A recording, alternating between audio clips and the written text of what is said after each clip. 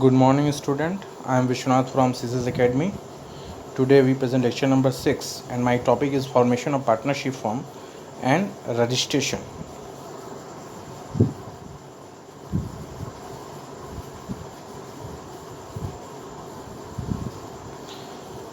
Today we discussion formation of partnership firm. Everyone know in a partnership firm form when two or more than two person enter into an agreement to form a partnership firm. Partnership form में दो या more than to person जब enter करते हैं, agreement करते हैं, तो वो पार्टनरशिप फॉर्म बनाते हैं. ठीक है. अब एग्रीमेंट ओरल भी हो सकता है और रिटन भी हो सकता है. ठीक है. ओरली भी एग्रीमेंट हो सकती है और रिटन भी हो सकती है. तो इन केस ऑफ ओरल, अगर आप ओरल एग्रीमेंट बनाते हो तो कौन सा काम किसको करना है, which work is done by one partner, which another partner, which type of function is done by one partner. ठीक है. तो उनके बीच में एक डिस्प्यूट होता है, हो सकता है ना डिस्प्यूट हो जाए, तो या आगे जाके ये काम मुझे करना है, वो काम उसको करना है, ऐसे करना है. ठीक है. तो इस कंडीशन में क्या होता है कि इसी को मतलब कि कौन किस पार्टनर को कौन सा फंक्शन अडॉप्ट करना है. ठीक है. इन फ्यूचर उनकी लिमिटेशन क्या होगी, उनकी रिस्पॉन्सिबिलिटीज़ क्या होगी, मतलब तो ये पहले से डिसाइड हो जाता है. तो इसके लिए हम जो पार्टनरशिप फॉर्म में क्या होता है, एक डीड बनाया जाता है. ठीक है. तो फॉर्मेशन ऑफ पार्टनरशिप फर्म में बड़ा इम्पॉर्टेंट टॉपिक्स है डीड, पार्टनरशिप डीड. तो डीड क्या होता है, the document continuing the terms and condition. तो क्या क्या टर्म्स होंगे, क्या क्या कंडीशन होंगे पार्टनरशिप फर्म के उस एग्रीमेंट में. ठीक. उसी को हम क्या बोलते हैं, पार्टनरशिप डीड. ठीक है. अभी हमने बताया कि पार्टनरशिप फर्म अगर जैसे तीन पार्टनर हैं. ठीक है. इन्होंने एक्स बोल रहा है कि फर्म का नाम ये होना चाहिए, वाई बोल रहा है फर्म का नाम ये होना चाहिए. ठीक है. जेड बोल रहा है ये होना चाहिए. तो आपस में क्या होगा, डिस्प्यूट हो सकता है. ठीक. तो इस डिस्प्यूट को शॉर्ट आउट करने के लिए कि व्हाट इज़ द फंक्शन, क्या नाम होगा, कैसे बिजनेस, क्या ऑब्जेक्ट्स होंगे. ठीक है. कितना कौन कैपिटल इंट्रोड्यूस करेगा, कितना कौन पैसा विड्रॉल करेगा, ये सब किस में मेंशन करते हैं हम लोग पहले से ऑलरेडी, पार्टनरशिप डीड में. ठीक है. तो documents containing the terms and condition of the partnership agreement is known as partnership deed. Is a stamp paper on which the rules and regulation and terms and condition of the partnership are written. तो जो भी firms के rules हैं, regulations से terms and condition है, वो यहाँ पे लिखे होंगे. ठीक है. तो आइए हम लोग इसके द कॉमन कंटेंट्स कौन कौन से हैं. नेम ऑफ द फर्म की क्या नाम होगी, ये डीड में आपको मेंशन करना पड़ेगा. Name and address of the partners, जितने भी पार्टनर होंगे उनके नेम मतलब फुल नेम. ऐसा नहीं कि साजन कुमार तो एस कुमार आपने लिख दी, एस कुमार. अब एस से सुखेन हो सकता है, एस से सोमनाथ हो सकता है. तो फुल नेम और उन पार्टनर्स के एड्रेस होने चाहिए. थर्ड, बिजनेस का नेचर कैसा होगा. ठीक है. वो तो ये सब भी इसमें मेंशन होना चाहिए. Place of business, address. ठीक है. बिजनेस का हेड ऑफिस कहाँ होगा, ये भी आपको डीड में मेंशन करना पड़ेगा.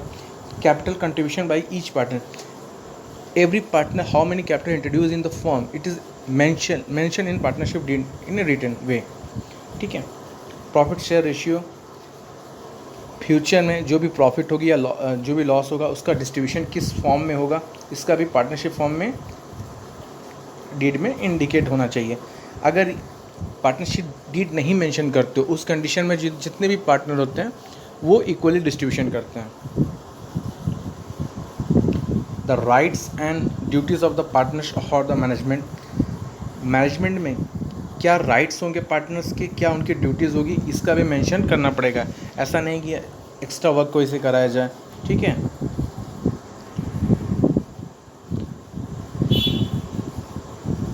द मोड ऑफ मेंटेनिंग, हाँ, अकाउंट्स की कैसे मेंटेनिंग होगी, कौन से सॉफ्टवेयर का यूज़ होगा या कौन से मेथड का यूज़ होगा, ये आपको पहले से मेंशन कर देना पड़ेगा.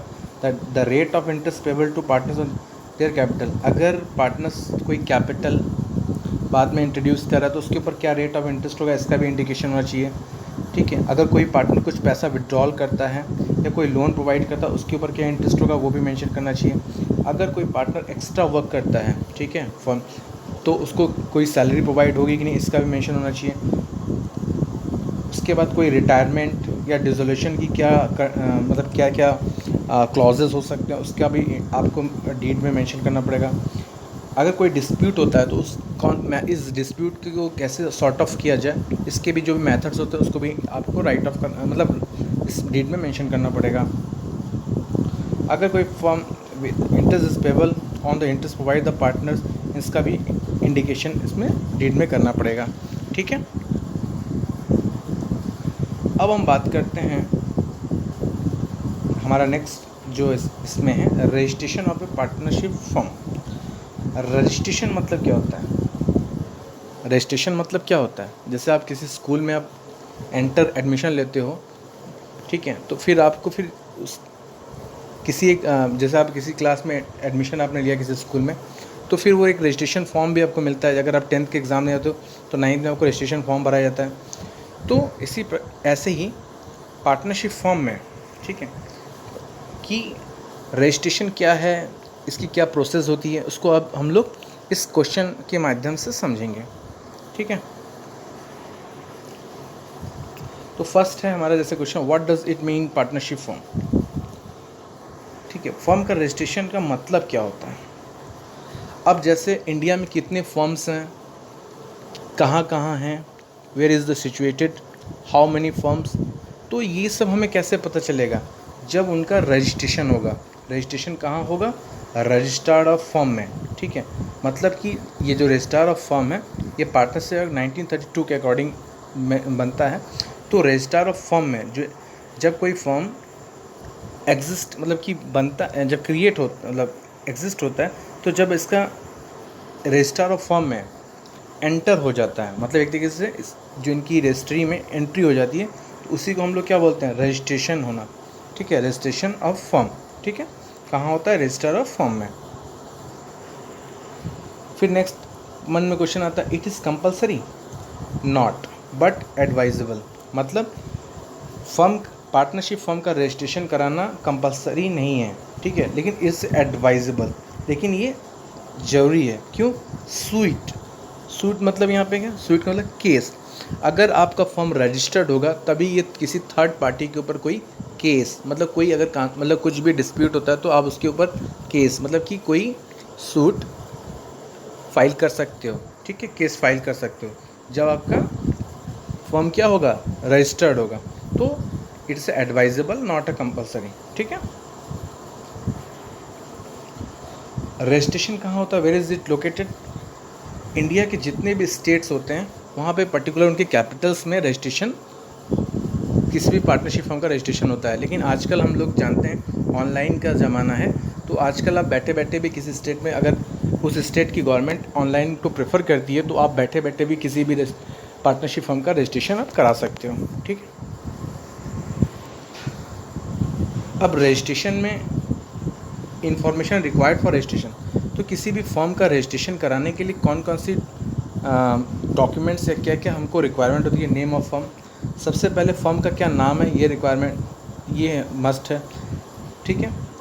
प्रिंसिपल प्लेस मतलब हेड ऑफिस, पार्टनरशिप फर्म का हेड क्वार्टर कहाँ पे है, इसको भी आपको मेंशन करना पड़ेगा रजिस्ट्रेशन में। ब्रांचेस या ऑफिसेस, पार्टनरशिप फर्म के अदर कहीं अगर ब्रांचेस हैं उनको भी आपको रजिस्ट्रेशन करते समय इंडिकेट करना पड़ता है।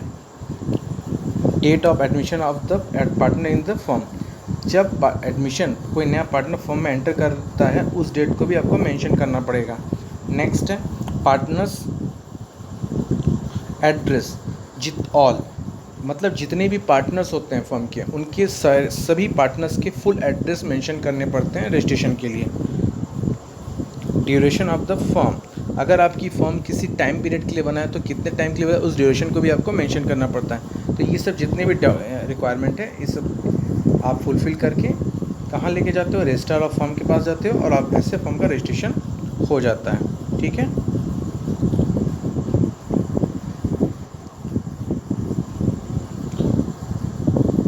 हाँ, ये जो मैं ये ईच स्टेट, ये हो सकता है कि कैपिटल में, हर स्टेट की कैपिटल में हो, कभी कभी ये कैपिटल में नहीं होता, किसी अदर जगह पे भी लोकेटेड हो सकता है। ठीक है, आई होप कोई प्रॉब्लम किसी को नहीं होगी, अगर होती है तो पूछ सकता है।